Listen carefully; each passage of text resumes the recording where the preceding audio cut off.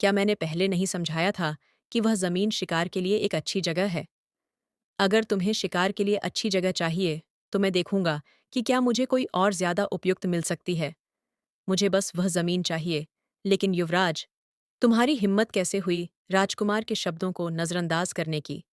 वह हमेशा यही कहता है जब वह घाटे में होता है। और इसके अलावा मेरे लिए एक हीरे का ब्रोच लाओ। हाँ, लेकिन महारानी, अगर उन्हें यह पसंद नहीं आया, तो क्या मुझे उनकी तरह बनना होगा? राजकुमार ने कभी कुछ ऐसा नहीं किया जो महारानी ने उन्हें न करने के लिए कहा हो। तो मैं क्यों नहीं? मैं कोई कठपुतली नहीं हूं जो अपनी माँ के कहने पर चलती है। अगली बार जब तुम महल आओगे, तो तुम्हें अपने साथ शिकारगाह का दस्तावेज और एक ब्रोच लाना होगा। हाय फाफ! राजकुमार के यौवन में प्रवेश करने पर विद्रोही काल शुरू हुआ। मुझे एक बुरी आशंका है। अगर राजकुमार महारानी के खिलाफ विद्रोह करना शुरू कर दे, तो कुछ बड़ा हो सकता है। बंद। वह मेरी मुलाकात और बातचीत के प्रस्ताव पर चुप रहा है, लेकिन उसने आज दुकान बंद होने के बाद मिलने के लिए कहा है। अपॉइंटमेंट का लगभग समय हो गया है। वर्तमान मालिक रेल्लो कॉक्स, 35 वर्ष, अविवाहित। उसे 22 साल की उम्र में बेदखल कर दिया गया था और वह राजधानी से दूर रहता था, लेकिन अपने पिता की मृत्यु की खबर सुनकर वापस आ गया।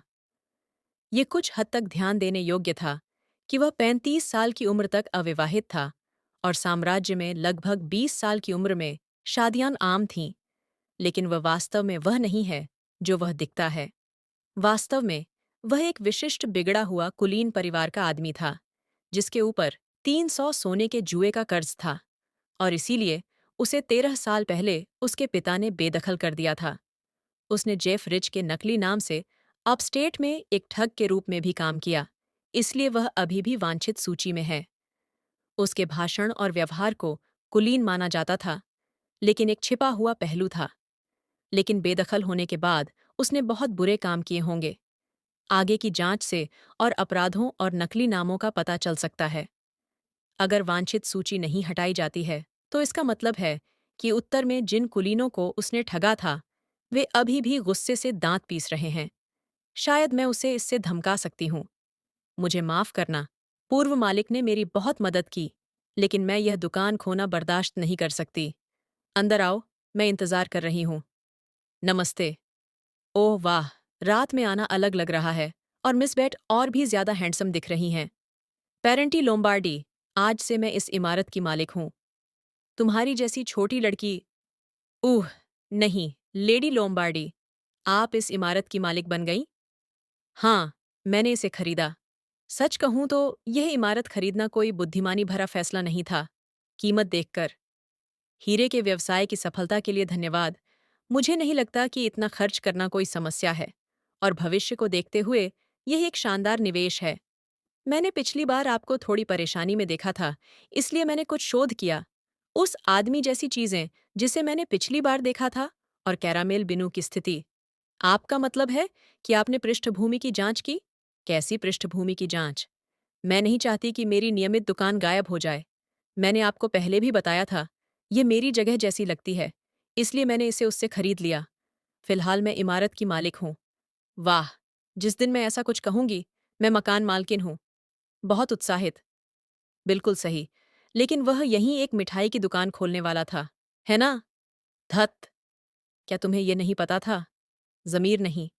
शायद वह कैरामेल एनू होने का नाटक करके व्यवसाय जारी रखने की कोशिश कर रहा था। क्या तुम्हें पता है कि मैंने इस इमारत के लिए कितने पैसे दिए? मुझे नहीं पता। मैंने उसे 400 सोना दिया। ये मौजूदा कीमत से बहुत ज्यादा है। तुमने इतनी कीमत पर यह इमारत क्यों खरीदी? मैंने तुम्हें अभी बताया। मैं नहीं चाहती थी कि मेरी पसंदीदा दुकान गायब हो जाए। कोई रास्ता नहीं? तुम जैसे लोग सिर्फ इस कारण से। भगवान! मुझ जैसा कोई। मेरा मतलब है, लोम्बार्डी डॉल। क्या तुमने मेरे बारे में जानकारी इकट्ठा की? चिंता। जानकारी तुम्हारी आंखों को तेज बना देती है। मुझे ऐसा लग रहा है जैसे मैं अब असली बेट को देख रही हूँ, न कि एवरस्वीट कैरामेल एवनी न्यू के मैनेजर को। कोई बात नहीं, मैं बेट के बारे में थोड़ा जानती हूँ। एक रोमिल बिल्ली की तरह। ये बेट से काफी अलग रूप है जिसका मैंने पिछली जिंदगी में सामना किया था। कैरामेल वो मूल रूप से 10 साल गायब रहने के बाद इस साल फिर से खुला। मैंने उस समय पेरिस के बारे में जानकारी के लिए एक ग्राहक के रूप में इस दुकान का दौरा भी किया था। मैं इतनी मेहनती और कुशल थी कि मुझे काफ़ी लोगों को जानने पर गर्व था। कबूल करने के लिए, तुम्हें पता है, ये दुकान सिर्फ एक मिठाई की दुकान नहीं है। कैरामेल एनू एक सूचना गिल्ड है जो गुप्त रूप से जानकारी खरीदती और बेचती है, और उस गिल्ड का नेता वह था जो बेट के नाम के तहत अपनी पहचान छिपा रहा था। लेकिन मुझे बस इतना ही पता है, क्योंकि पिछली कहानी, मुझे कुछ पता है, आधा डींग मारने जैसा है। कैरामेल अबू इतनी गुप्त जगह है चूंकि यह एक सूचना केंद्र था जो केवल जानकारों को ही पता था। मुझे वास्तव में कुछ नहीं पता था, सिवाय इसके कि वह इसे चला रहा था। इस इमारत का भी यही हाल था। मुझे नहीं पता कि उसने 10 साल बाद उसी जगह पर दुकान क्यों खोली। मैं बस मानती हूं कि ये बेट के लिए बहुत मायने रखने वाली जगह है। मुझे नहीं पता कि तुम क्या कह रही हो। तुम जितना मैंने सोचा था उससे ज्यादा शर्मीली हो। मैं, क्या? एक आर पार दिखने वाला चेहरा। निश्चित रूप से वह उस बेट से कहीं ज्यादा नरम है जिसे मैं याद करती हूँ। रुको, तो बेट की बुद्धिमत्ता की शक्ति अब क्या है? जानकारी समय के साथ जमा होती है, लेकिन कैरामेल एनू व्यस्त है, इसलिए मैं उसकी वर्तमान क्षमताओं का परीक्षण करना चाहती थी। मासिक किराया दुकान चलाने के लिए एक बड़ा बोझ है। वह अभी भी मुझसे सावधान है, तो इसके बारे में क्या? NINIST में मेरे बारे में शोध करो, और अगर मुझे नतीजे पसंद आए, तो 1 साल के लिए मैं किराया नहीं लूंगी। तुम्हें क्या लगता है? क्या यह काफी अच्छा सुझाव नहीं है?